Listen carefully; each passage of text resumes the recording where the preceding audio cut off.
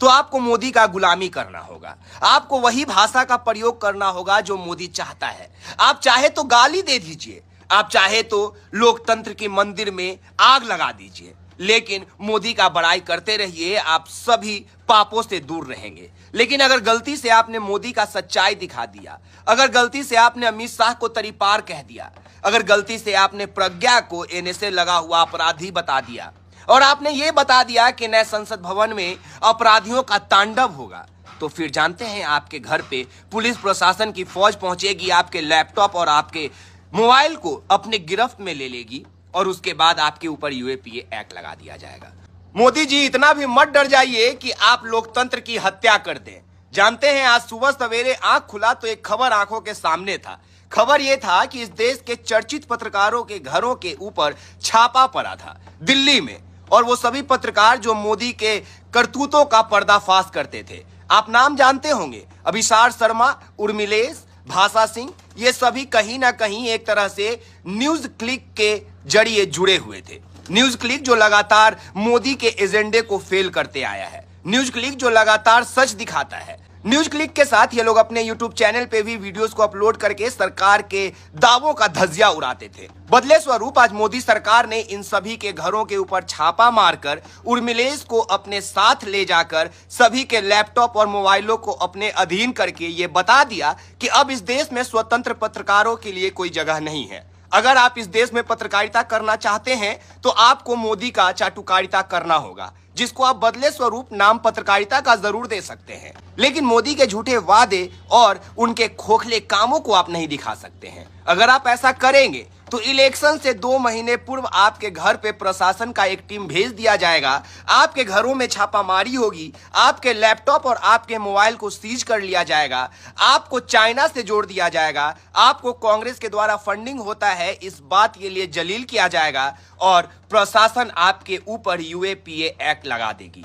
यह सब उन पत्रकारों के साथ आज हुआ सुबह सवेरे जो मोदी के खोखले वादों को लगातार झूठा ठहराते आते थे। लेकिन जरा संभलिए और सोच के देखिए कि इसमें नुकसान किसका है। अगर मोदी G20 में 4100 करोड़ रुपए खर्च करता है और मेन स्ट्रीम मीडिया आपको यह नहीं बताती है और ऐसे पत्रकार पुण्य प्रसून वाजपेयी, अभिसार शर्मा, भाषा सिंह, उर्मिलेश दिखाते हैं, साक्षी जोशी दिखाती हैं, प्रज्ञा मिश्रा दिखाती हैं, तो इन पत्रकारों के ऊपर छापेमारी क्यों? हाँ, मालूम है कि प्रज्ञा मिश्रा, साक्षी जोशी और पुण्य प्रसून वाजपेयी अभी इस चक्रव्यूह से बाहर हैं, लेकिन अभिसार शर्मा, भाषा सिंह, उर्मिलेश और इनके साथ दर्जनों और पत्रकार वो तो लिप्त हो गए ना। वो तो सच दिखाने के बदले अस्वीकार कर लिए गए ना मोदी के।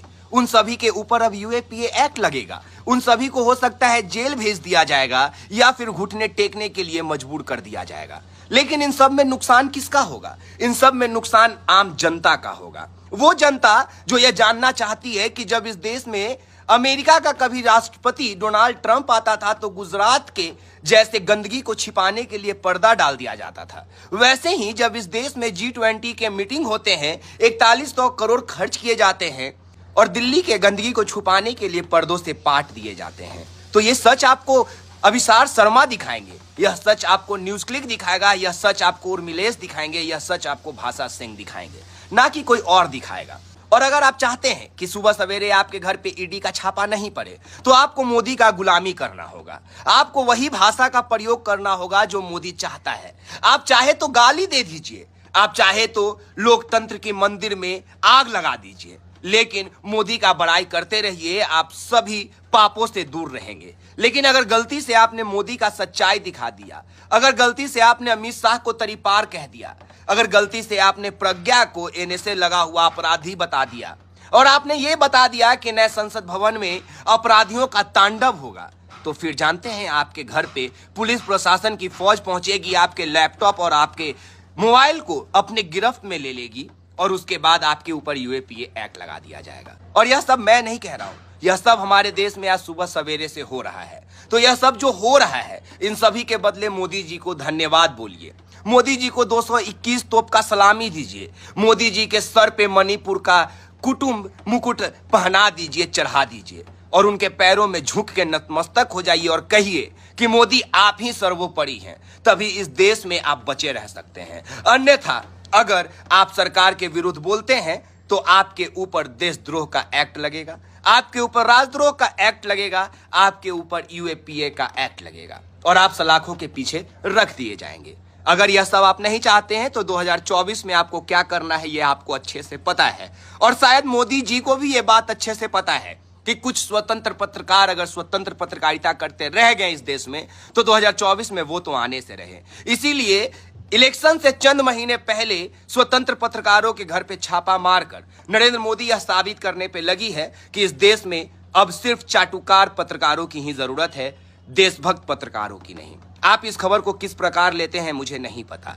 पर मैं इस खबर को इस प्रकार लेता हूं कि मेरे अभी अंग को काट कर फेंका जा रहा है, क्योंकि अभी सार शर्मा, उर्मिलेश और भाषा सिंह जैसे लोग और दर्जनों पत्रकार जो स्वतंत्र पत्रकारिता करते हैं वो हम जैसे नवयुवक पत्रकारों के लिए एक आइडियोलॉजी का काम करते हैं। वो हमारे मार्गदर्शक बनते हैं, हम उनके दिखाए रास्तों पे चलने का काम करते हैं। और आज जब उनके लैपटॉप को, आज जब उनके मोबाइल को छीन कर अपने गिरफ्त में प्रशासन ले लेती है, दिल्ली सरकार की प्रशासन, और आपको पता है कि दिल्ली में केंद्र का प्रशासन है, तो कदापि भी अरविंद केजरीवाल के ऊपर सवाल मत खड़ा कीजिएगा। यह काम आपके अमित शाह और नरेंद्र मोदी करवा रहे हैं।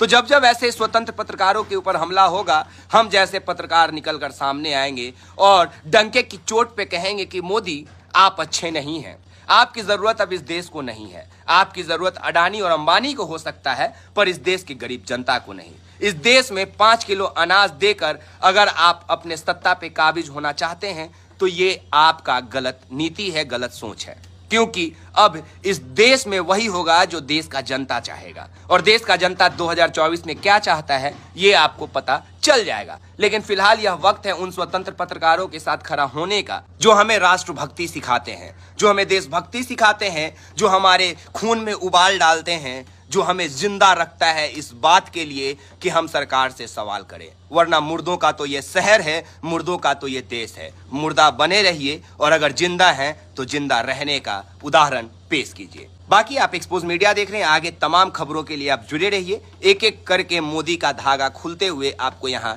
देखने के लिए मिलेगा। जय हिंद, जय बिहार। मेरा नाम विकास राज। आप तमाम लोगों का बहुत बहुत शुक्रिया, धन्यवाद।